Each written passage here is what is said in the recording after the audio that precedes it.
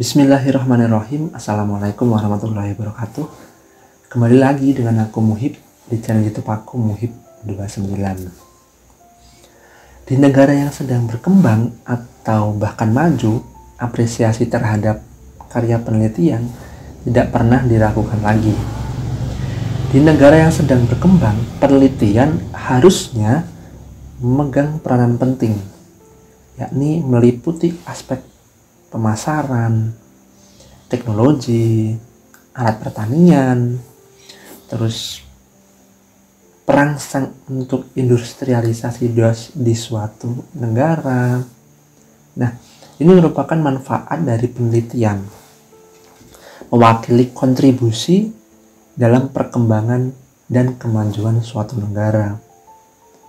Bahwa penelitian merupakan suatu penyelidikan atau usaha yang sistematis, terkendali, empiris, teliti dan kritis terhadap fenomena-fenomena untuk mencari suatu fakta, teori baru, dan hipotesis, bahkan kebenaran, serta menggunakan langkah-langkah atau dengan menggunakan langkah-langkah yang bisa menjawab sebuah permasalahan, sehingga solusi yang ditawarkan dari peneliti kepada khalayak ramai bisa digunakan dengan baik.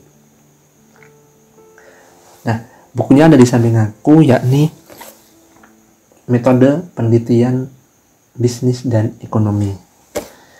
Kenapa buku ini penting untuk kita bahas? Oke, kita intro dulu.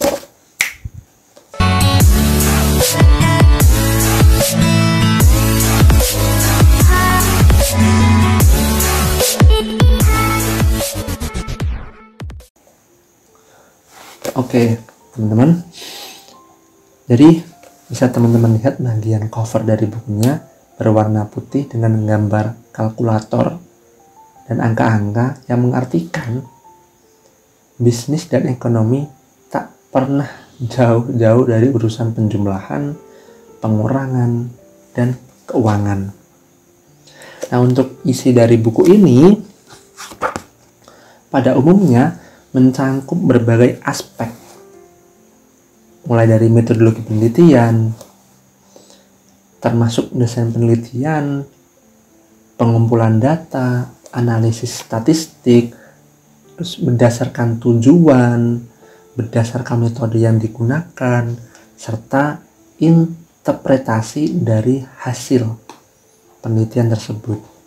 Nah, aku coba bahas beberapa poin dan semoga memuaskan dari video ini untuk buku ini. Yang pertama, berdasarkan jenis dan analisisnya. Yang di situ ada dua, penelitian kual dan kuan. Nah, kual merupakan jenis penelitian yang menghasilkan penemuan-penemuan yang tidak dapat dicatat menggunakan angka atau statistik, yang artinya penelitian ini secara umum bisa digunakan untuk penelitian kemasyarakatan, sejarah, tingkah laku, fungsionalisasi organisasi, bisnis, aktivitas sosial, dan lain sebagainya. Karena itu tidak mudah untuk diangkakan. Bisa, cuma nggak mudah. Nah, yang kedua ini kuantitatif, yang artinya kuan itu artinya pengukuran. Nah, penelitian yang menghasilkan penemuan yang diperoleh dengan prosedur statistik. Dengan pendekatan kuantitatif memiliki perhatian atas gejala yang mempunyai karakteristik tertentu yang dinamakan variabel. Nah, dalam pendekatan kuantitatif ini, hakikat hubungan variabel dan variabel A dan variabel B dapat dianalisis dengan menggunakan teori yang objektif. Terus poin yang kedua, ini ada klasifikasi penelitian berdasarkan metodenya. Nah, ini aku catat kemarin ada beberapa poin, ada 8. Yakni yang pertama penelitian survei, kedua penelitian ex post ex facto, eksperimen, naturalistik, terus penelitian kebijakan atau policy research. Keenam ada penelitian tindakan atau action research. Ketujuh ada penelitian evaluasi dan penelitian sejarah. Terus yang ketiga ada penelitian berdasarkan pendekatan. Penelitian berdasarkan pendekatan ini dibagi dua, yakni pendekatan deduktif dan pendekatan induktif.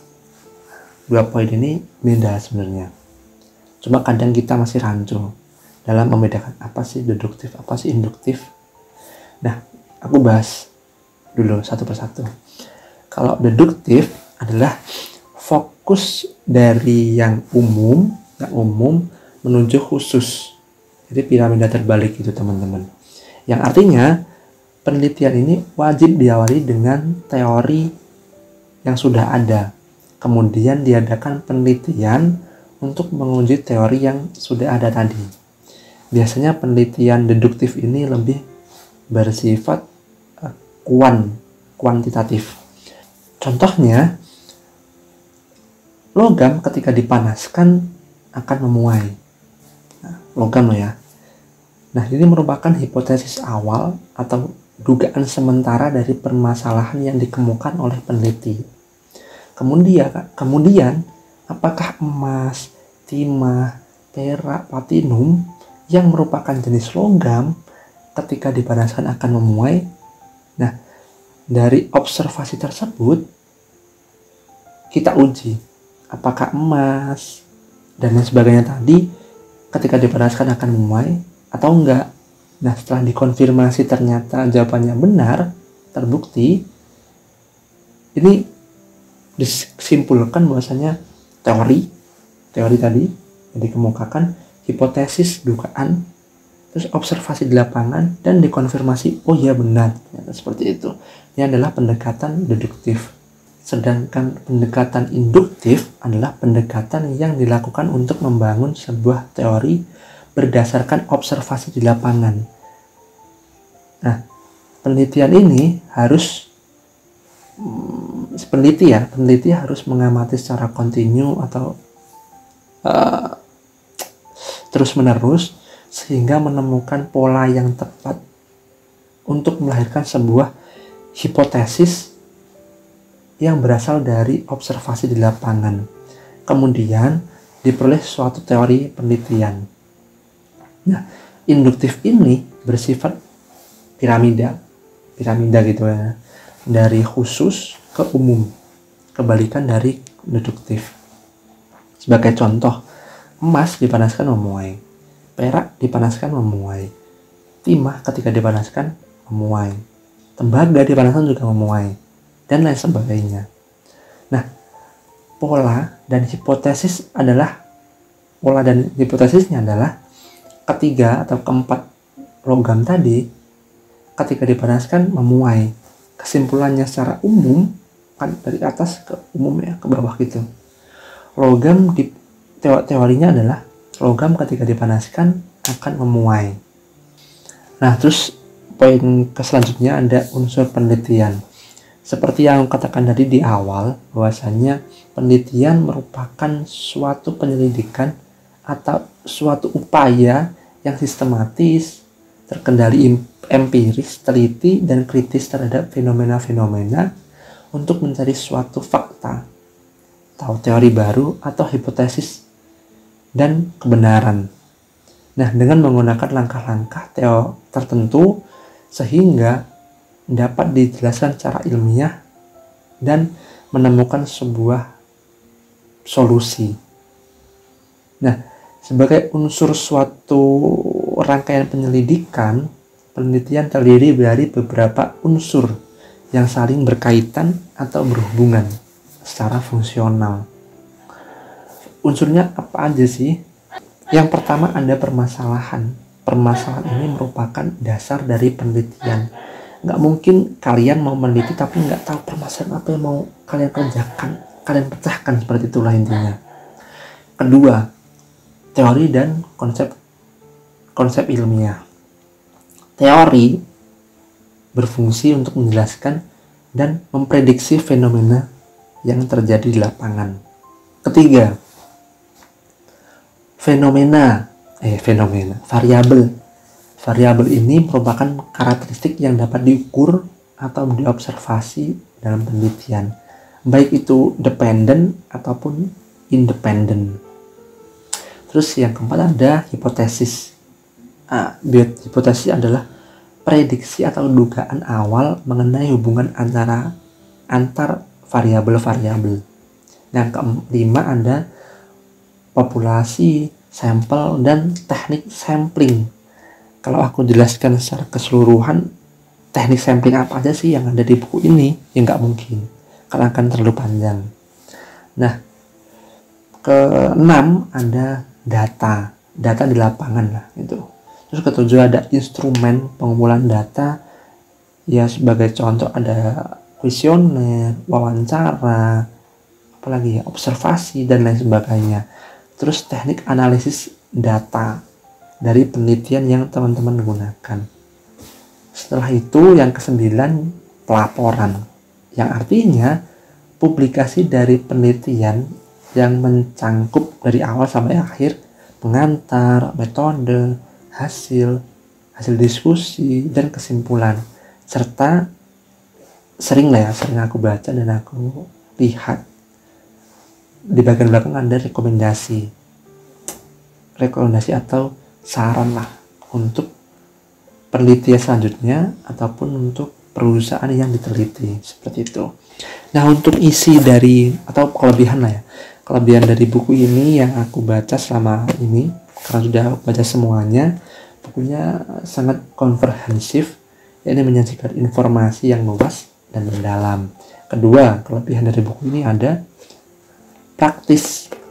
Bisa yang artinya sebagai contoh lah ya, buku ini menjelaskan secara konkret dengan studi kasus yang ada di lapangan yang relevan, dan bukunya dapat diakses dengan mudah dan bahasanya juga cenderung lebih gampang untuk dipahami untuk orang-orang yang baru melakukan penelitian ataupun masih awam.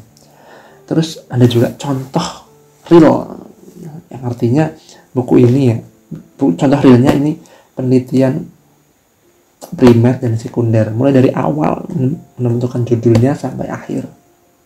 Ya, teman-teman bisa baca dalam buku ini. Pokoknya buku ini salah satu buku yang recommended dari aku untuk teman-teman, baik mahasiswa ataupun peneliti. Ya, kalau mahasiswa, mereka yang sedang menempuh perguruan tinggi di Fakultas Ekonomi, karena di sini ada judul penelitian, terus tadi contoh penelitian primer dan sekunder yang dibahas secara full. Mungkin itu aja sih dari aku untuk review buku ini, metodologi penelitian dari bisnis dan ekonomi. Sekian dari aku, teman-teman. Wassalamualaikum warahmatullahi wabarakatuh. Jika teman-teman suka bisa like, komen juga nggak apa-apa, share, dan subscribe, atau kita diskusi di kolom komentar.